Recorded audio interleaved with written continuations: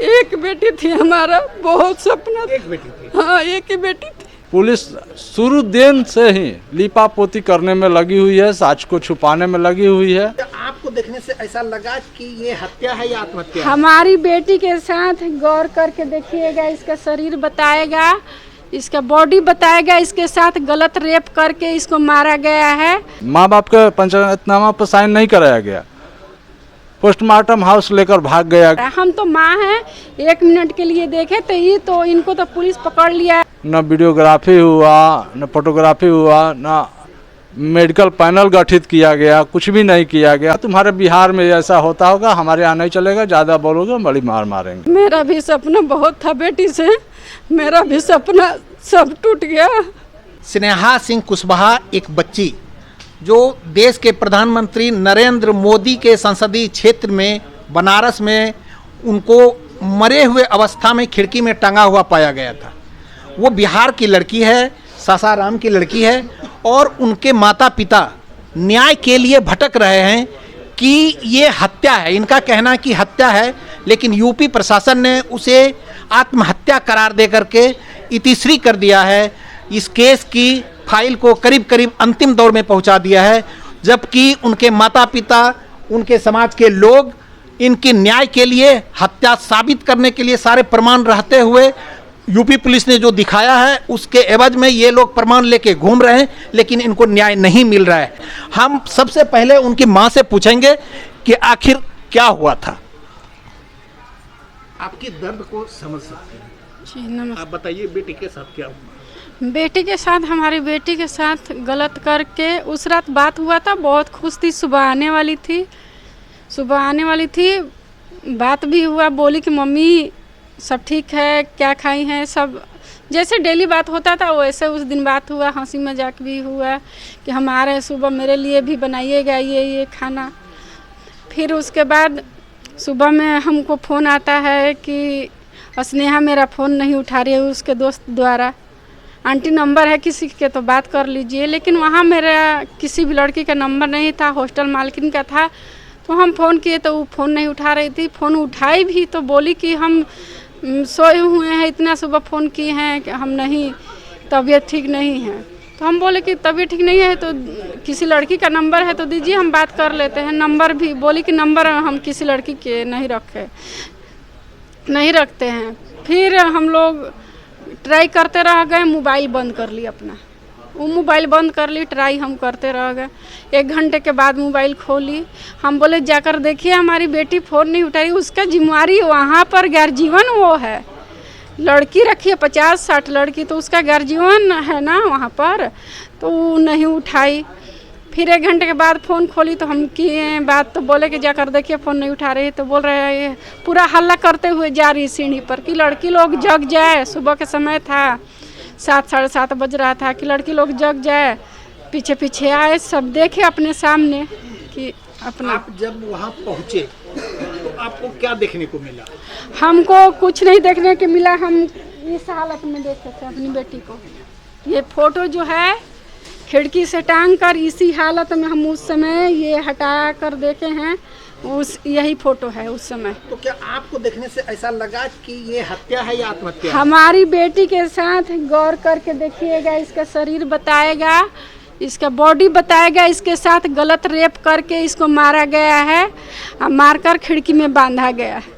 इसका ध्यान से देखने पर इसका पूरा बॉडी बता रहा है। हम तो माँ हैं, 1 मिनट के लिए देखे तो ये तो इनको तो पुलिस पकड़ लिया है। आप साइन करिए पोस्टमार्टम ये पर पंचनामा पर साइन करने के लिए इनको पकड़ लिया गया।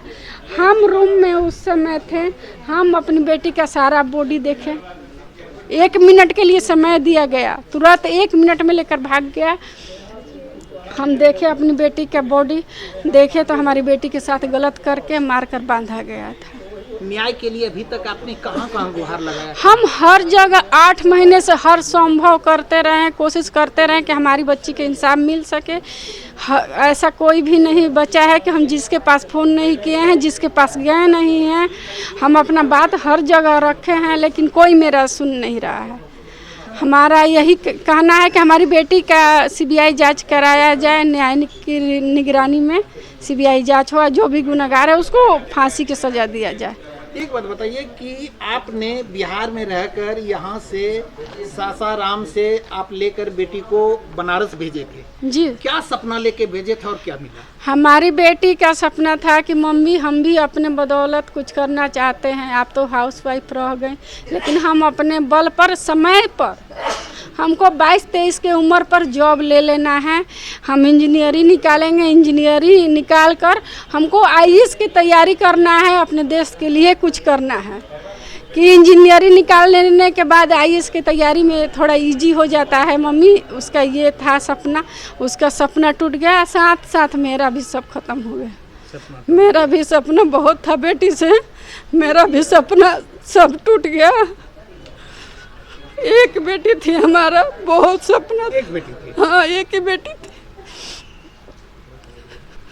अब अगर न्याय नहीं मिलेगा तो क्या करें? न्याय नहीं मिलेगा तो इसी तरह रोज दिन बेटी मरती रहेगी, वो लोग का मनोबल बढ़ता रहेगा, जो अपराध करने वाला है उसका तो मनोबल बढ़ता रहेगा, इसी तरह हर दिन एक बेटी मरती रहेगी। आप अभी हम बात करेंगे उनके पिता से, स्नेहा के पिता से। आप बताइए, जो बेटी को आप बड़ा करके पढ़ने के लिए भेजे, क्या मिला? मैं अपनी बेटी को शौक से पाला पोसा और पढ़ाया लिखाया। मेरी बच्ची 5 फीट 9 इंच की थी, हाइट उसका 5 फीट 9 इंच था, सारे गुण संपन्न थी, कलाकारी हो, बाइक वगैरह वगैरह, और पढ़ने में भी मेडल भी कितना लाई है, बहुत सारा फोटो वगैरह भी सब चीज़ है अवेलेबल। हाँ, मेरी बेटी के साथ 31 जनवरी की रात में हॉस्टल मालिक जो है वो बलात्कार कर उसके हत्या कर दिया। सुबह मेरी बेटी आने वाली थी, 4 फरवरी से एग्ज़ाम होने वाला था इंटर का भी परीक्षा भी नहीं दी थी, सुबह आने वाली थी और हत्या कर दिया गया बलात्कार करके। हम गए वहाँ पर तो पंचायतनामा पर साइन कराए बगैर, माँ बाप के पंचायतनामा पर साइन नहीं कराया गया, पोस्टमार्टम हाउस लेकर भाग गया प्राइवेट एम्बुलेंस में। वहाँ हम लोग पीछे पीछे भागे, वहाँ न वीडियोग्राफी हुआ, न फोटोग्राफी हुआ, न मेडिकल पैनल गठित किया गया, कुछ भी नहीं किया गया। हम अंदर जाना चाह रहे थे, वहाँ भी नहीं जाने दिया गया, हमको बाहर रख दिया गया। तुम्हारे बिहार में ऐसा होता होगा, हमारे यहाँ नहीं चलेगा, ज़्यादा बोलोगे बड़ी मार मारेंगे। हम लोग डर गए, जैसे करना है करो। इसके बाद मेरी बेटी का ज्वेलरी भी चोरी कर लिया गया पोस्टमार्टम हाउस में। फिर उसके बाद मैंने आवेदन दिया एफआईआर दर्ज करने के लिए, एफआईआर भी दर्ज नहीं हुआ। 10 दिन के बाद 10 तारीख को रात को 9:08 पर एफआईआर दर्ज किया जाता है। पूरे देश में हंगामा मचा हुआ था और बिहार सरकार पर दबाव बना, तब जाके वहाँ के सरकार पर दबाव बनाया गया। इसके बाद सीसीटीवी फुटेज भी नहीं देखने दिया गया। पुलिस शुरू दिन से ही लीपापोती करने में लगी हुई है, साक्ष्य को छुपाने में लगी हुई है, डे 1 से ही। आज से कि हॉस्टल मालिक द्वारा कृत किया गया और वहाँ के सरकार में उनके कुछ शागिर्द बैठे हुए हैं जिसको ये केस को दबाया जा रहा है। चलिए हम देखते हैं जरा, यहाँ पर जो प्रेस कॉन्फ्रेंस है यहाँ पर कुशवाहा बुद्धिजीवी मंच की ओर से किया गया है और उसमें स्नेहा के माता पिता को भी बुलाया गया है और मंच के कुछ गणमान्य लोग मौजूद हैं। तो हम बात करेंगे इनसे भी कि आखिर यह समाज इस विषय में क्या सोच रहे हैं, क्या चाहते हैं। जी, ये जो स्नेहा कुशवाहा की हत्या कहा जा रहा है, कहीं मौत कहा जा रहा है, तो इसके पीछे किस तरह की आपको मतलब साजिश नज़र आ रही है? देखिए, कोई भी जब बातें उठती है तो कहीं ना कहीं तह में कोई बात होती है, तभी तो उस संबंध में सवाल उठता है। अगर रात में उनकी मम्मी से बात हुई है, वो बता रही हैं अभी कि वो पूरी खुश थी, कल मैं घर आ रही हूँ, मम्मी क्या खिलाओगी, तो इस तरह की अगर वो मौत की बात होती तो कहीं वैसी बात होती ही नहीं। वो बोलती कि मम्मी ठीक है, अब तुमसे भेंट नहीं होगी, इस तरह की बातें होती। तो ये कह देना कि उसकी मौत हुई, ये स्वाभाविक एकदम सरासर गलत है। और जिस तरह से उसका बॉडी टंगा हुआ पाया गया, वो तो स्पष्ट है कि वो मार करके टांग दिया गया है। और इस सवाल पर पूरे बिहार में खास करके जो समाज के न्याय पसंद लोग हैं वो उबाल के तौर पर हैं। आप देख लीजिए, मुंगेर में मोमबत्ती जुलूस निकाला गया, भागलपुर में निकाला गया, सासाराम में, नालंदा में, अन्य जगहों पर इस सवाल पर विरोध प्रदर्शन किया गया। और ये मांग की जा रही है कि भाई स्नेहा के माता पिता को न्याय मिले और इस तरह का जो झूठ का भ्रम फैलाया जा रहा है वो बंद किया जाए। तो जिस तरह उनके परिजन की ओर से सीबीआई जांच की मांग की जा रही है, लेकिन सरकार इस ओर जरा सा भी ध्यान नहीं दे रही है। यहाँ से लेकर दिल्ली तक की सरकार नहीं सोच रही है कि स्नेहा के माता पिता को आखिर न्याय दिया जाए। तो इस विषय में आप क्या चाहते हैं? नहीं, हम जो उनके माता पिता चाह रहे हैं वो हम भी चाह रहे हैं। सीबीआई जांच, सीबीआई आखिर है क्या चीज़? न्याय को एकदम तह तक पहुंचाना, जो दोषी है उसको पकड़ना और दोषियों को सजा दिलाना। तो उसके लिए क्या बात है, अगर जो सच्चा है, जो घटना हुई है उसके बारे में जांच होनी चाहिए और तह तक बात जानी चाहिए। इस तरह का कन्फ्यूजन क्रिएट नहीं किया जाना चाहिए कि मौत है और या वो अपने से मर गई, ये सब नहीं होना चाहिए। उसकी एकदम निश्चित तौर पर उसकी हत्या हुई है और उस पर जांच होनी चाहिए।